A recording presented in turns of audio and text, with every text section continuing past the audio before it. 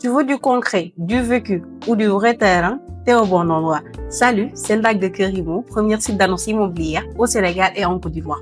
Aujourd'hui, nous allons parler d'un vrai sujet de vie. Construire sa maison au Sénégal. Que tu sois au pays ou dans la diaspora, que ça soit ton premier projet ou le second, je t'explique tout dans les détails. Les étapes à suivre, le budget réel, les erreurs qu'on voit tous les jours et surtout comment faire pour les éviter. Et si tu as un projet en tête dans 1 mois, 6 mois ou même dans 2 ans, clique dans la description pour retrouver notre article entier et demander un devis à notre partenaire. Maintenant, abonne-toi, active la cloche et lâche un like avant de poursuivre cette vidéo. Commençons par la base de tout, le terrain. Tout commence par un bon terrain. Sans bon terrain, pas de bon projet. Si tu veux construire dans les quartiers centraux de Dakar, prévois un gros budget. Si tu t'éloignes un peu, direction Rufisque, Keur Massar, Sébikotane ou encore Lac Rose, là, les terrains sont plus accessibles. Mais il faut faire très attention à l'accès aux routes, au transport et à la viabilisation, c'est-à-dire l'eau et l'électricité. Premier conseil, ne jamais acheter un terrain sans avoir vu les papiers. Il te faut un titre foncier ou minimum un bail régulier.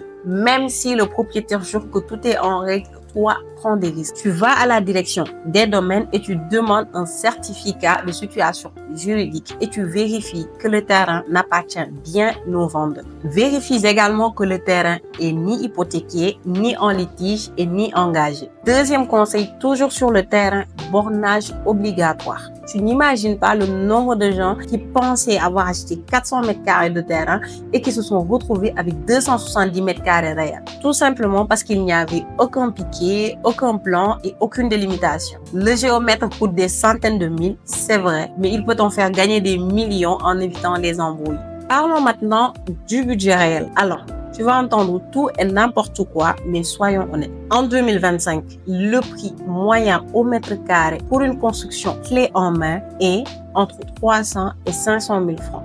Donc, une maison de 100 mètres carrés est entre 30 et 50 millions. Et après, ça dépend aussi de tes matériaux, terre cuite, béton bouché, définition, carrelage basique ou marbre, et bien sûr, de ton architecte et ton style de maison. Exemple concret. Un jeune couple qui veut construire une maison de 120 mètres carrés à Diamniadio. Ils étaient partis sur les 45 millions. Mais une fois le terrain remblayé, la fosse septique faite et les taxes payées, ils sont montés à 54 millions. Moralité de l'histoire, toujours prévoir 10 à 15% de marge dans votre budget. Et attention aux frais cachés. Permis de construire toujours obligatoire à partir de 50 mètres carrés. Tu demandes ça au niveau de la commune. Les études de sol obligatoires dans certaines zones. Les taxes de raccordement eau, électricité qui sont très variables selon les quartiers. Les honoraires de l'architecte entre 5 et 8% du coût global. Et enfin, la main-d'œuvre, ça change tout. Un bon maçon coûte cher, mais un mauvais maçon te coûtera encore plus cher à réparer. Passons maintenant aux étapes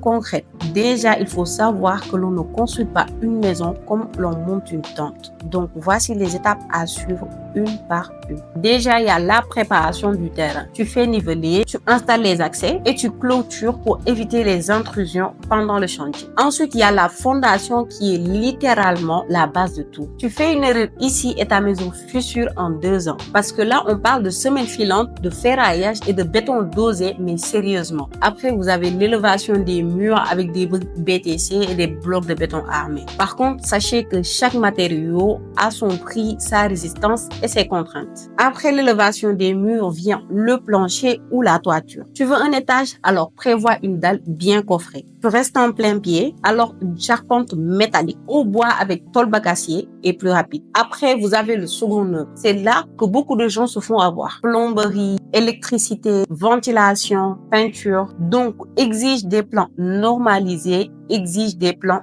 techniques. Et le plus important de tout, suit l'avancée des travaux chaque semaine. Ensuite viennent les finitions, carrelage, menuiserie, électricité, peinture. Et tout ça, c'est ce que tu verras tous les jours chez toi. Donc, ne bâcle pas. Après les finitions, viennent les extérieurs. Portail, allée jardin, fosse septique. Et là aussi, prévois un bon budget. Une bonne clôture coûte entre 3 et 8 millions de francs CFA selon les matériaux. Et enfin, vient la réception du chantier. Tu fais le tour avec ton maître d'œuvre et ton architecte. Tu vérifies les fissures, l'électricité, les évacuations et tu fais une liste de réserves que l'entreprise doit corriger. Maintenant, avec qui tu construis? Déjà, tu ne peux pas tout faire tout seul. Ensuite, tu ne peux pas faire confiance confiance au hasard. Donc, tu dois obligatoirement trouver un architecte à partir d'un projet de 30 millions pour qu'il te guide et te protège. Maintenant, si tu es dans la diaspora ou que tu n'as pas toujours le temps de passer, tu trouves un maître d'œuvre qui deviendra tes yeux et tes oreilles. Surtout, ne paie jamais tout d'avance. Travaille par tranche. 30% au démarrage, 40% au milieu et 30% à la livraison. Maintenant, venons-en aux pièges classiques. Je t'en cite quelques-uns que je vois très souvent et qu'il faut vraiment éviter. Le premier, construire sans permis parce qu'on va aller vite. Résultat, la commune stoppe le chantier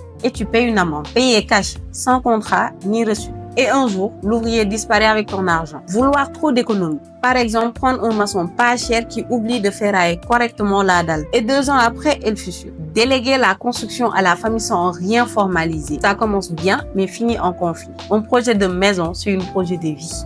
Il faut de la méthode, pas du hasard. Voilà, maintenant tu sais comment construire ta maison au Sénégal en toute transparence. Du choix du terrain jusqu'aux finitions, tu sais à quoi t'attendre, où faire attention et surtout, quoi éviter. Maintenant, si tu as un projet même lointain, clique dans la description et remplis notre formulaire Kerimo. On travaille avec des architectes, des artisans et des maîtres d'œuvre sérieux qui peuvent t'aider à chiffrer ton projet étape par étape. Maintenant, like la vidéo et abonne-toi si ce n'est pas encore fait. Active la cloche pour recevoir nos prochaines vidéos. Elles t'aideront à éviter les erreurs les plus courantes. Et dis-moi en commentaire où est-ce que tu rêves de construire ta maison. Moi, c'est à Saint-Louis, mais ce sera pour une autre vidéo. Donc, à très vite, c'était Ndak pour Kerimo.